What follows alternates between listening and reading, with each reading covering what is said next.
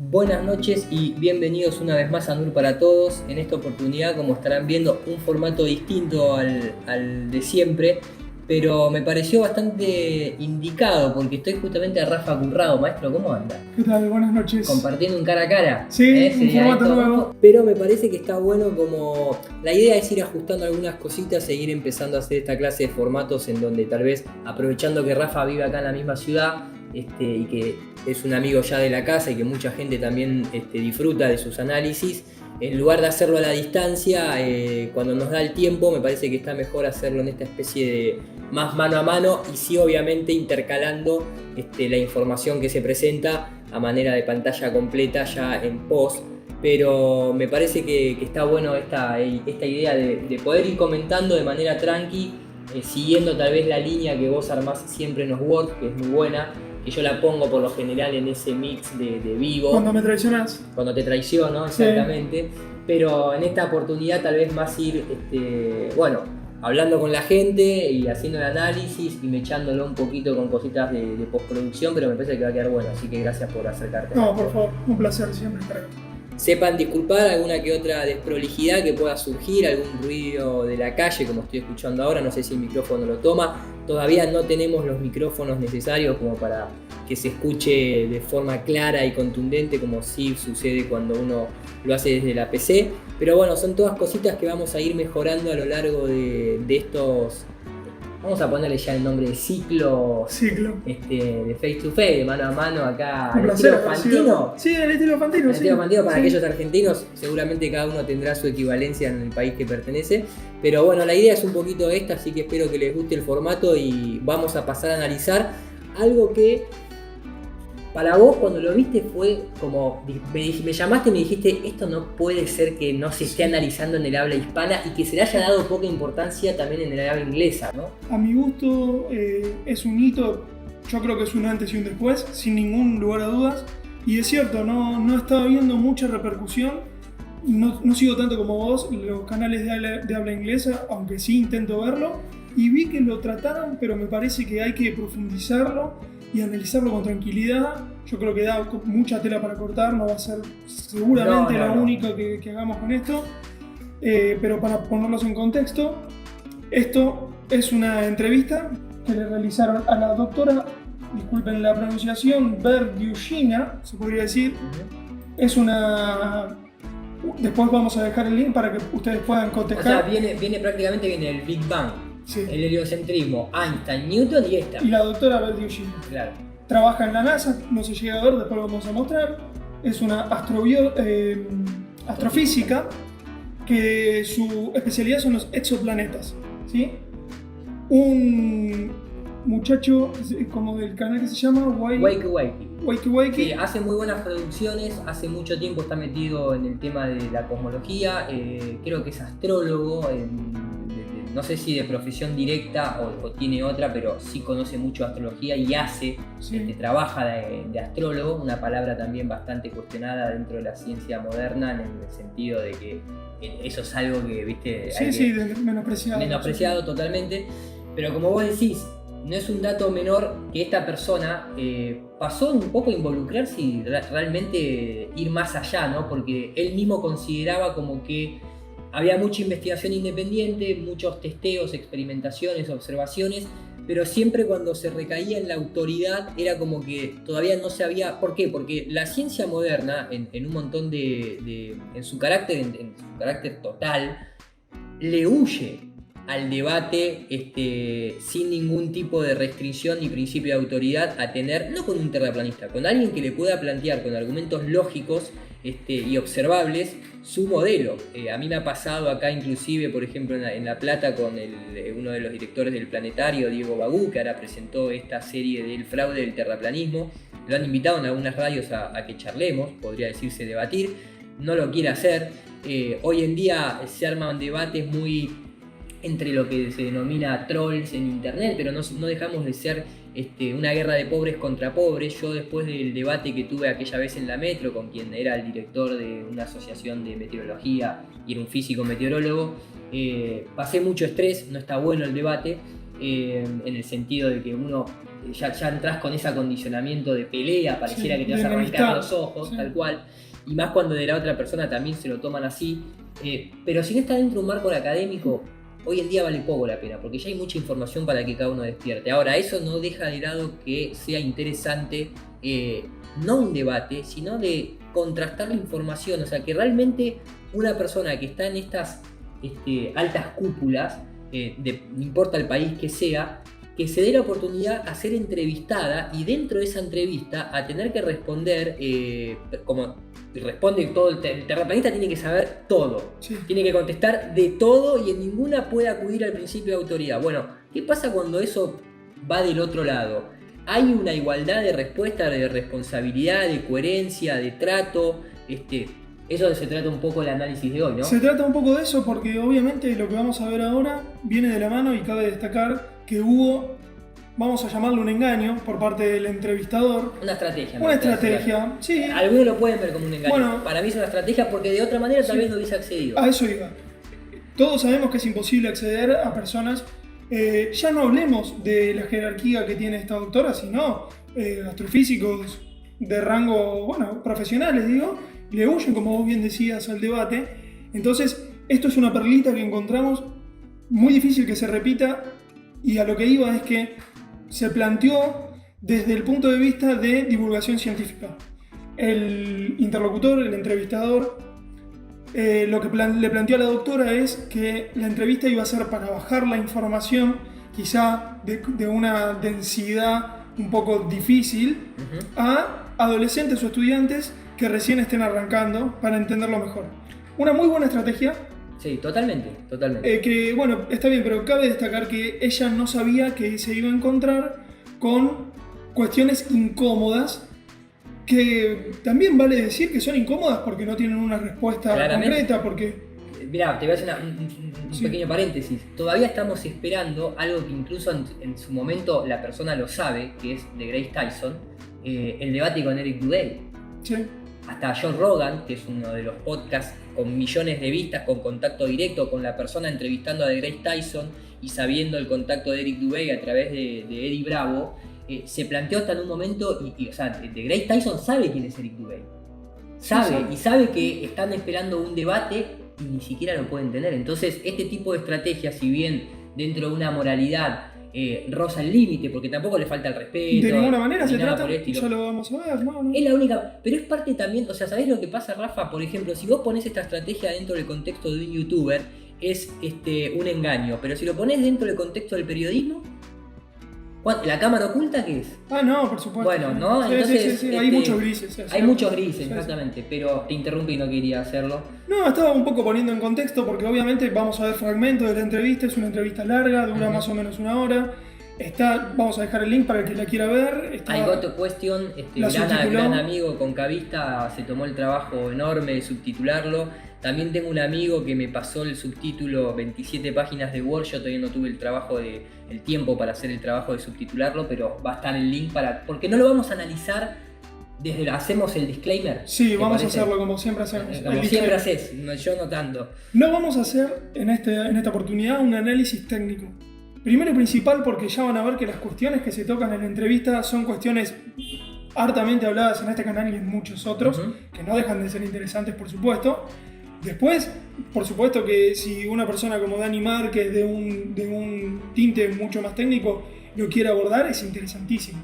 Pero no podemos hacer las dos cosas juntas porque es inabarcable. Un directo de No para Todos te lo cubre. Imposible. Lo que yo ofrezco en este caso, como casi siempre, es un análisis dialéctico, un análisis del discurso, y esta vez le vamos a agregar también, y ya pongo en tema, un análisis que tiene que ver con la actitud de la entrevistada respecto a quien está entrevistando, por un lado. Bien. Y también en qué lugar se pone en la cuestión de si analizamos científicamente el asunto o nos vamos a cuestiones subjetivas y personales. Bien.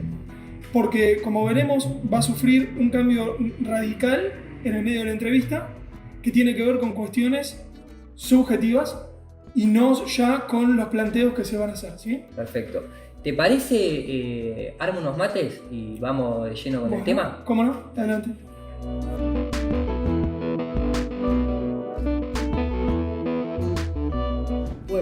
matecito de por medio, como siempre, para no perder la costumbre, ¿no? Ustedes ya nos conocen, a los argentinos nos gusta el mate, sé que hay mucha gente que se ha contagiado en los directos de ir a hacerse una tandita de mate que terminan siendo 7.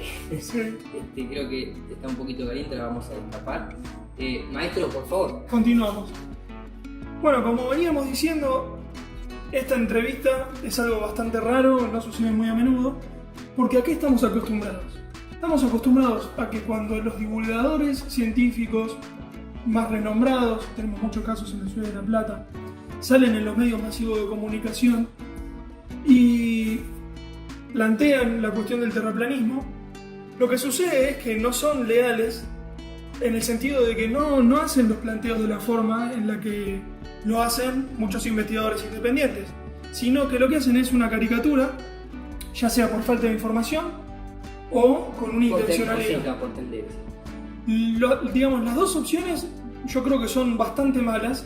La primera opción, que es que sinceramente desconozcan los planteos que se hacen a nivel científico, es difícil de digerir porque se supone que ellos como científicos o como divulgadores deberían estudiar y abarcar este tema desde un punto de vista mucho más serio. Pero bueno, dejemos abierta la puerta a que esa puede ser una posibilidad. Pero también existe la posibilidad de que ellos realmente sepan que hay un montón de cosas y que como mínimo no tienen una respuesta tan simple como la que ellos pretenden dar. Entonces, ¿cuál es la salida? Caricaturizar y de una forma bastante cobarde, a mi entender, unilateralmente se presenta un monólogo en el cual dicen, bueno, los terraplanistas piensan esto y se muestra... No, y de hecho, sabés que a mí hay algo que también me pone de manifiesto, me genera un poco de, no sé si la palabra es indignación, pero muchas veces para algunas respuestas ellos abogan a la cuestión de que, bueno, el terraplanista para explicar esto en realidad recurren a un montón de argumentos que no tienen nada que ver, caso concreto, cuando se ven edificaciones que no deberían verse por la curvatura de la Tierra, y no estoy hablando por pequeños metros, sino casos como el de Chicago, Michigan, que directamente ningún edificio se debería ver, ni siquiera el más alto, que ellos te lo explican con doble refracción atmosférica sin ningún tipo de distorsión en la que no se puede repetir ese momento, que es muy difícil, tienen que ser las condiciones precisas. Sin embargo, vas todos los días al lago, mientras que no esté nublado ni haya neblina, vas a ver todo el skyline de Chicago directo, o sea que no significa ninguna condición particular. Entonces, desde la ciencia oficial, para ellos nosotros estamos dando 1300 argumentos para justificar nuestra observación, pero en realidad nosotros cuando vemos un edificio a 86 kilómetros de distancia, para nosotros es un edificio, pero para ellos es un superlumin, doble refracción invertida en una proyección holográfica que en realidad no estás a donde estás viendo, sino que está en una posición más atrás de la curvatura que he levantado por acción de todos estos métodos que nombran, pero nosotros somos los que metemos 1300 excusas para explicar nuestro modelo, ¿no? Sí. Porque pretenden esa explicación directa para algunas cosas y no exhaustivas. Ellos no aplican lo que muchas veces promulgan. Claro, eso es justamente esa doble vara en la que va a quedar clara en esta entrevista. Eso es un ejemplo un poco más elaborado, pero el ejemplo más claro nos lo dio Diego Bagú en esta última serie, no sé cómo llamarla. El fraude del terraplanismo. Supuestamente. La portada directamente es la clásica foto e imagen de la Tierra flotando en el... Entonces es esa expresión de caricaturizar, claro, para exactamente eso es la portada. a no investigar más. Entonces ya estamos partiendo mal, Diego Bagú.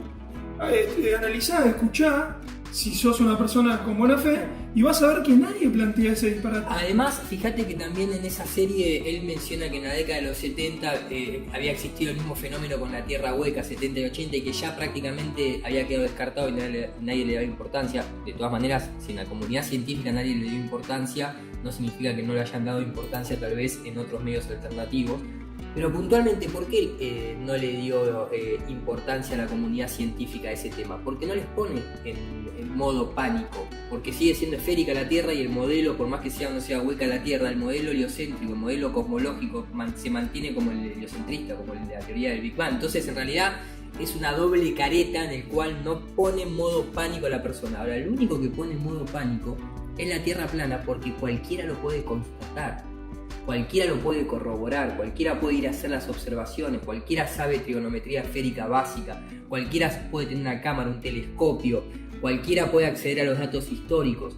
Y entonces ahí es a donde ellos se preocupan y salen con todo este tipo de ridiculeces, que en esta entrevista se ve propiamente esto que estamos hablando en cuanto a que cuando son confrontados con datos empíricos, ahí es donde entran en modo pánico. Y en el modo pánico el ser humano no pierde esa característica tal vez animal, entre comillas, de supervivencia, en donde si tienen que morder, te van a morder, pero no esperarías eso de un profesional que debería tener la respuesta al alcance de los dedos, del chasquido de los dedos para desmontar un terraplanista.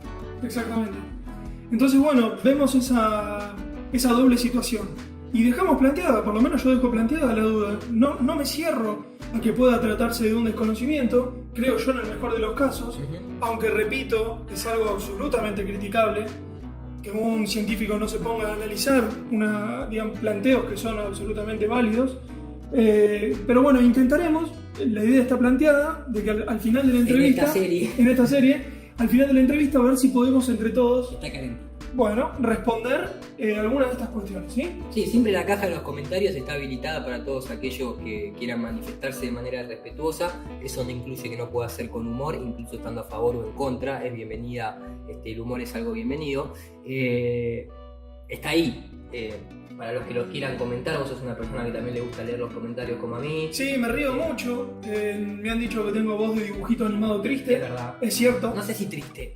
Dibujito animado sí. Pero feliz. Feliz soy. Igual, lo quiero aclarar. Pero sí, son bienvenidos todos los comentarios, la verdad que sí. Exacto. Y muchas veces se aprende eso, la mayor parte de las veces. Bueno. Perdón, si apretás en este botón de acá vas a levantar todo lo que tenga que ver con la edición de texto y va a quedar. Muy bien. Entonces, estábamos hablando de una doctora astrofísica que yo voy a elegir de personificar en ella a la academia. Y acá vale destacar algo. Cuando nosotros estemos hablando de academia, porque va a ser una palabra que repitamos mucho, no nos estamos refiriendo solo a una casa de estudios, ni solamente a la NASA. Tenemos muy en claro que la NASA no es la academia, por supuesto. Pero vamos a crear este concepto, que le vamos a llamar academia, para sintetizar cuestiones que tienen que ver con instituciones gubernamentales, instituciones como la NASA. Bien. Y universidades, entendidas ampliamente como cúpulas, ¿sí?, de la universidad. Podría haber otro concepto, nosotros elegimos ese. Vale aclarar. Sí, es nuestro marco de referencia como para poder comunicarnos dentro de una misma lenguaje. Claro, pero quizá lenguaje, ¿no? Alguien agarre esto un poco más adelante y estamos hablando de academia, también nos referimos a la NASA. Estamos hablando de la cúpula a la que responden algunos de los... Discúlpame, Rafa, que te interrumpa, pero ninguno de estas personas, sea esta astrofísica y de ahí para abajo al que quieran, pueden certificar ningún dato sin depender de la NASA o alguna agencia espacial que es partner de la NASA. O sea, la última autoridad es una agencia espacial. Después cada uno sabrá, mucha de la gente que sigue nuestro canal sabe quiénes son los fundadores de ese tipo de instituciones, como desde un Wernher von Braun hasta un Jack Parsons, o los fundadores del modelo heliocéntrico que pertenecen a la iglesia, a la orden jesuita y demás.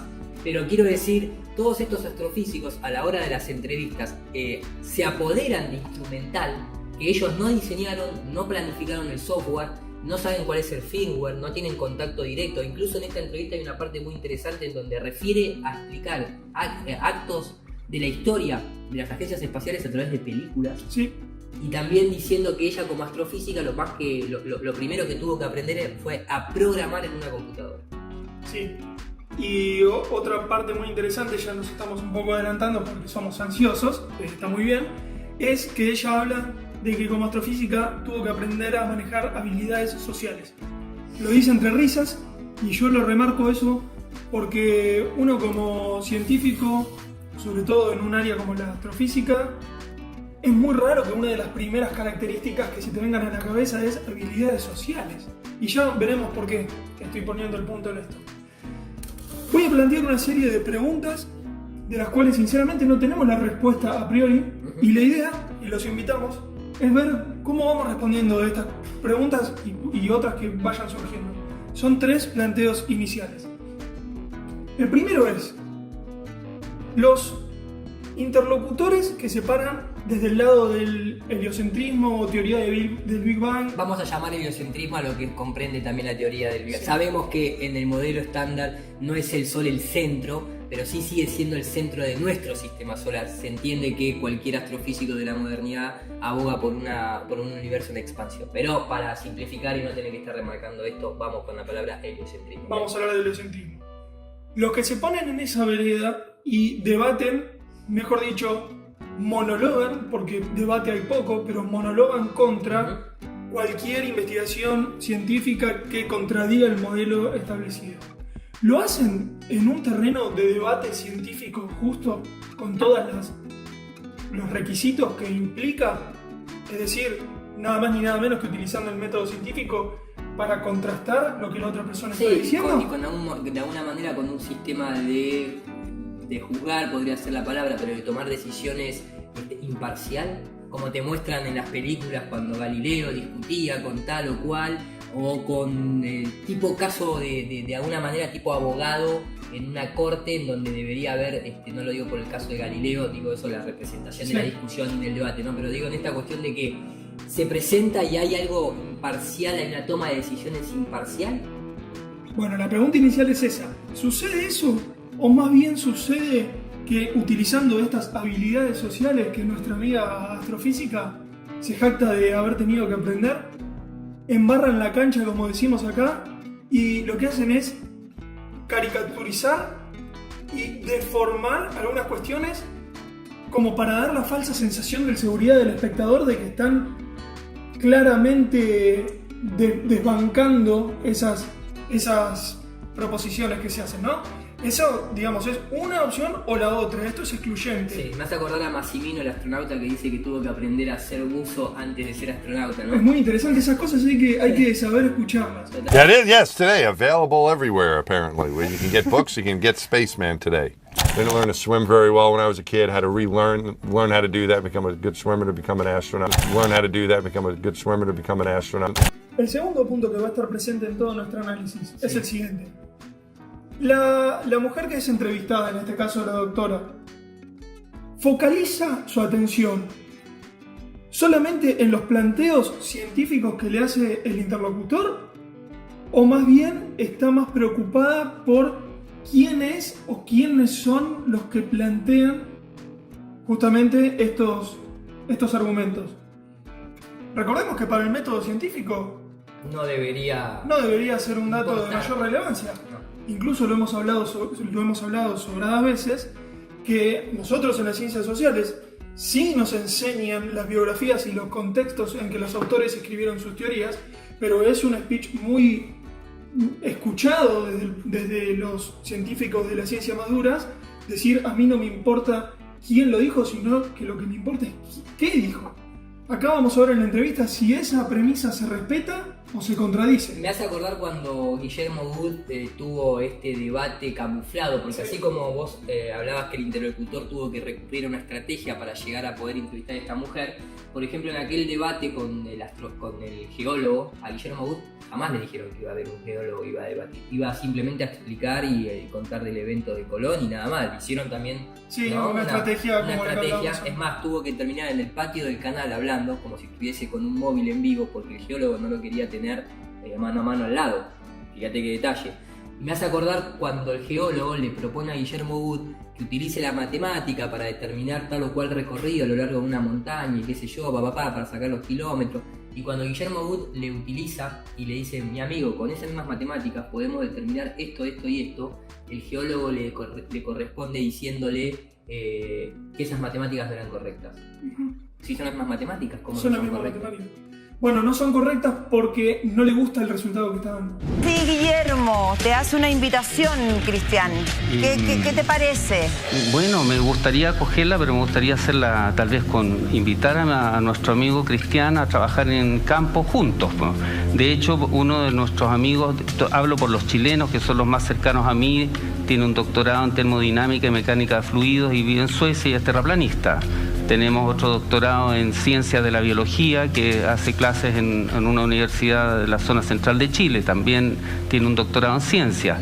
Esto es un tema que evidentemente va a ir de a poco porque genera demasiadas pieles susceptibles y es razonable que así sea. Y yo lo dije desde un principio, en el área de las ciencias donde va a ser más difícil encontrar personas que estén dispuestas a aceptar con el dolor y el pesar que produce, reconocer que gran parte de lo que aprendiste y estudiaste podría ser equívoco, erróneo o tergiversado. Para eso se requiere valor, se requiere templanza, se requiere tener cualidades espirituales elevadas para estar dispuesto a asumir el dolor que significa un luto tan grande como era la comprensión del mundo en el que vivías y que esa pudiera ser inexacta. Así que ahora veo que tenemos un nuevo amigo en Cristian que podemos hacer la investigación juntos, porque esto es un trabajo que se hace entre todos. Claro, aquí hay más de 2.500 años de sustento científico que demuestran las teorías de la cual yo soy partidario, que ya se llega a de que la Tierra es un geoide. Y claro, a mí ¿y es como cuestionable geólogo, eso o no? Está basado en leyes de física y matemática y demostrado mediante física y matemática. ¿Pero es cuestionable o no es cuestionable? No es cuestionable. O sea, no hay nada más que hablar. El debate está cerrado. La matemática es la única ciencia absoluta, demostrable, no cuestionable. Mi estimado Cristian, la matemática dice que la torre Sears no debe verse Saint Joseph. No, eso no lo dice la matemática. ¿Qué lo dice entonces? Alguien que lo escribió, la matemática son números y signos. Entonces eso no está escrito. Bueno, entonces, del tema aquí yo pediría que hubiera un fortalecimiento más científico, técnico, para poder demostrar, porque hay que ser muy cuidadoso con lo que uno piensa y cree. Entonces por eso yo cuando lo vivo y obtengo, vivo la experiencia y lo demuestro, ahí estoy avanzando. Demostrémoslo pues, por eso yo lo estoy invitando a que lo hagamos juntos. Entonces, ¿por qué no quería que esté en el piso Guillermo? Porque no es un par. Exacto. No es un par de los que él considera par. Y ese es el quid de la cuestión de lo que vamos a tratar hoy. Totalmente de acuerdo. Por último, pero no menos importante, pensemos lo siguiente. Si una eminencia del área de la astrofísica no puede responder cuestiones que cualquiera de los que está escuchando conoce como la palma de su mano, ¿podemos empezar a desterrar la idea y la falacia de la evocación a la autoridad? Y esto lo dejamos ahí. Dejémoslo ahí. Cada uno toma la decisión. Cada uno que después lo piense, pero me refiero no solamente a debates científicos, sino uno charlando de esto en una sobremesa y que una persona crispada diga, seguramente yo no sé la respuesta, pero hay alguien inteligente que lo sepa. Bueno, acá tenemos una persona muy inteligente y muy bien posicionada en el área de la astrofísica. Entonces, y dando charlas a nivel mundial por el mundo, a través de instituciones como TEDx, depende de tu país, y otras cuantas. De hecho, el autor al principio, el que oficia de periodista, al principio hace un comentario sobre una charla que da esta mujer, que es muy interesante porque sepan o no sepan, lo quieran aceptar o no lo quieran aceptar la gente que cree en el modelo heliocéntrico expansivo del Big Bang.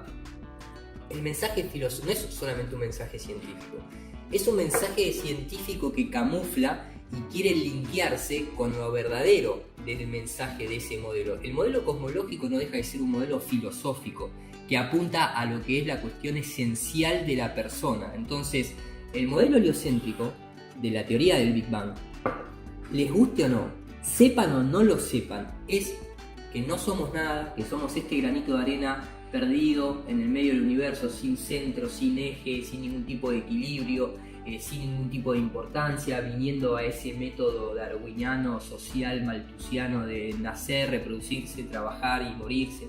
Consumir en el medio. Consumir mucho en el medio, lo de reproducirse hoy en día está en veremos. Ese es el mensaje del modelo heliocéntrico y cosmológico. Entonces, esta mujer, por ejemplo, tiene una voz, vos lo habías contame. Lo pueden ver, nosotros no vamos a pasar toda la entrevista, pero hay una previa en la cual el autor del video, que vamos a dejar el link por supuesto para que lo puedan ver entero, muestra una de estas charlas TEDx, o TED, no sé cómo se llama, TED creo que es cuando se originó en Estados Unidos y TEDx, la X, es porque pertenece a otro país. Bien, perfecto.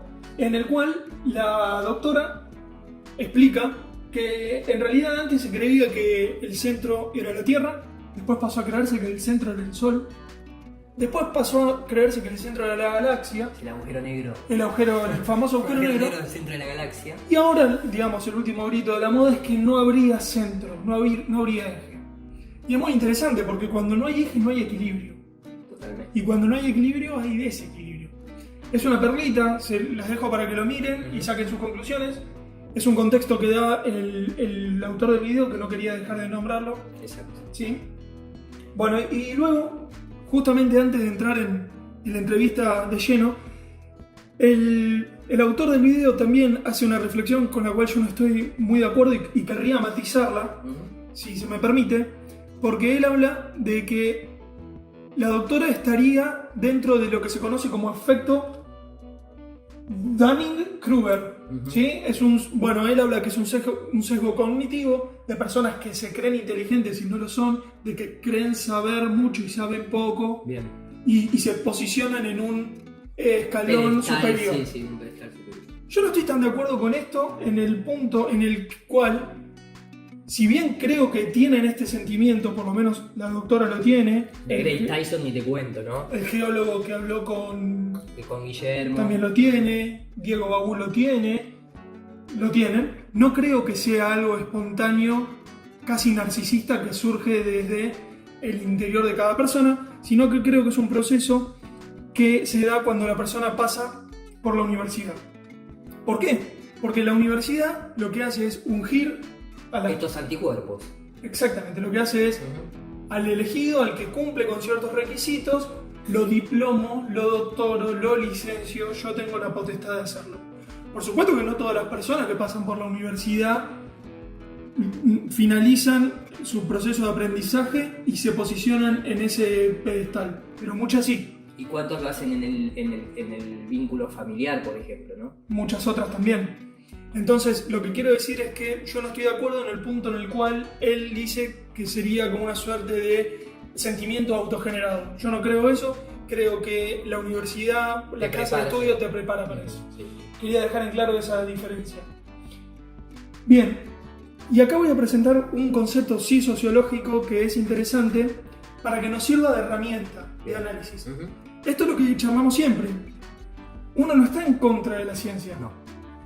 Yo soy licenciado y como muchos otros utilizo las herramientas que me dio la universidad para los fines que considero. No tengo una relación de ningún tipo hoy con la universidad, lo cual no es de por sí algo peyorativo. Hay muchísimos científicos que trabajan en el CONICET o en institutos de investigación y sin embargo tienen el espíritu crítico de poder ir al hueso.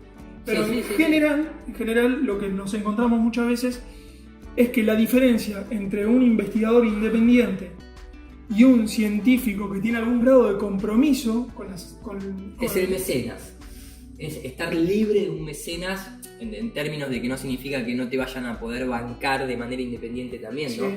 Pero de no tener que rendir cuentas al papel.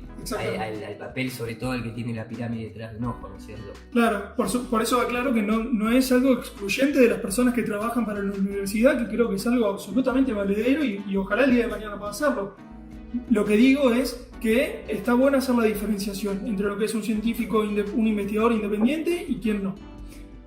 Entonces, como decía, voy a usar una de las herramientas de la sociología analítica, que es un término que nos presenta Weber, uno de los considerados padres de la sociología. Bien.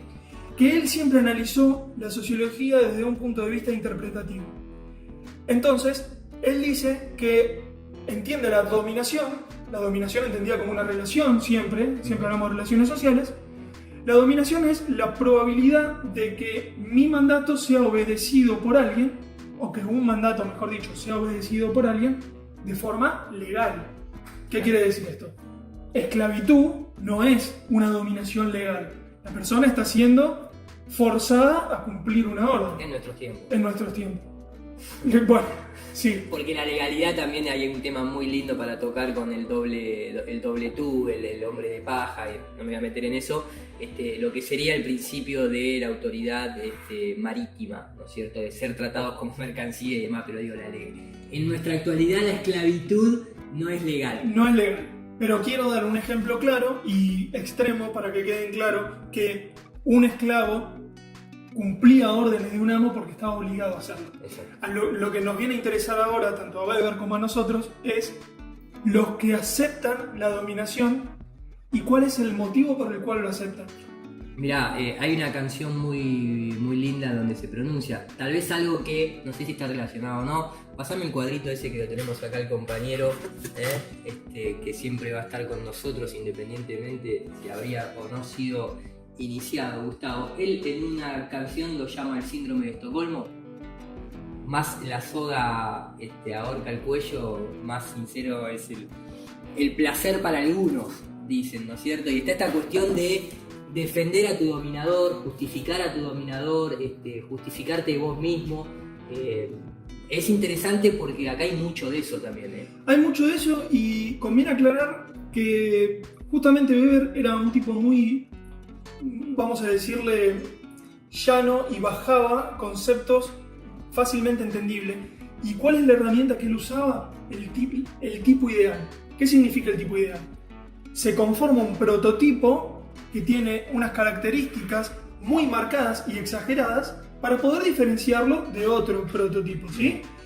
¿Eso qué nos permite? Nos permite entender, por supuesto, que en la realidad no existen los tipos ideales puros, por supuesto que se mezclan, pero sí es una herramienta para poder comparar a modo de, justamente, de escala y decir, bueno, si bien existen muchos tipos de dominación, en este caso el que más aplicaría es este tipo y no este, ¿sí? Entonces él diferenciaba 3 tipos de dominación, ¿sí? Siempre recordemos que estamos hablando de que acá lo que nos interesa es la autojustificación del dominado, ¿no? Es decir, lo que yo me digo a mí mismo cuando acuesto la cabeza en la almohada, yo estoy aceptando este mandato por este motivo y no por otro. Entender esa autojustificación es entender el tipo de dominación. Entonces, él presentaba 3. Nos vamos a quedar hoy con 2, pero presentaba 3. Uno es el carismático, que se da con personalidades que tienen que ver con el heroísmo o con la santidad, muy extrañas que sucedan. Y los otros 2 tipos de dominación son el racional y el tradicional. El racional tiene que ver con arreglo a fines, es decir, voy a mi trabajo todos los días, mi jefe me da trabajo para hacer y yo lo acepto racionalmente porque sé que es lo que me conviene para poder cobrar a fin de mes. Un ejemplo muy concreto. Bueno, pero me quedé pensando en esta cuestión de la figura del héroe, ¿no? Ya sea en términos religiosos, a todos se nos va a venir a la cabeza un montón de ejemplos porque es de lo que uno más asocia. También en términos políticos, ¿no? En términos económicos también hay héroes que son muy comunes y muy afines a un montón de sociedades, cada uno en su época y en su región, en su país, para su comunidad. Pero ahora empezamos a ver algo que tal vez antes no veíamos o que no era promocionado ni publicitado, sobre todo en medios de comunicación, que es el héroe científico, que no es simplemente la víctima como podría ser un Galileo, o el genio simplemente como se puede hablar de un Albert Einstein, con mis dudas, ¿no? Pues, estamos hablando dentro de la normalidad, o simplemente genios como Da Vinci, o genios como Newton, si lo quieren decir así, para mí Tesla, lógicamente, y otras figuras mucho más relevantes que son poco conocidas realmente como el señor genios, Daniel ¿no? Márquez, hay muchos. Ejemplo, hay muchos. Pero digo, el Dr. Hammer, por ejemplo. Pero digo, fíjate cómo se empieza a representar la figura de héroe en los astronautas, con toda esa simbología que no está desvinculada de una simbología religiosa en cuanto a la vestimenta, a bajar del cielo, al vos nunca poder acceder al cielo, siempre es a través de nunca por tu cuenta, te hacen llegar hasta ahí nomás, como por ejemplo con lo que prometen del turismo espacial, no pasás los 60, 70 kilómetros, siempre estás ahí, ¿no? Y sin ellos No accedes. no accedes. Sí. Y el héroe hoy en día es el astronauta. Lo hemos visto en cuántos medios, en cuántas películas hoy en día. El primer hombre, Sí. como Adam, ¿no? Sí. El First Man, todas estas películas heroicas que nos van a salvar el planeta. Y claro, la mayor de los Olimpos que generan héroes es la NASA. Lugar donde trabaja la doctora. Valga la redundancia. Valga la redundancia, Tal por cual. si no lo aclaramos. Exacto. Entonces, tenemos la dominación, como decías recién, la carismática, la dominación de tipo racional o legal, y luego tenemos la dominación tradicional, que tiene que ver más con cuestiones afectivas. Esto es muy interesante y vamos a ir contrastando las dos y vamos a ver a qué conclusión llegamos. Simplemente para dar un ejemplo de cómo esta herramienta te permite analizar un fenómeno, vamos a poner uno latinoamericano y político como es el peronismo. Bien. Por decir algo, el peronismo tiene muchísimo de carismático. Lo que no significa que no tenga... Adolf Hitler también se Ni hablaba hablar. mucho de eso, ¿no es Ni cierto? hablar. Mussolini también. Lo que eso no significa es que la persona que se siente identificada con ese movimiento político no tenga motivos racionales y tradicionales también. ¿Se entiende? Esto es para llegar a un...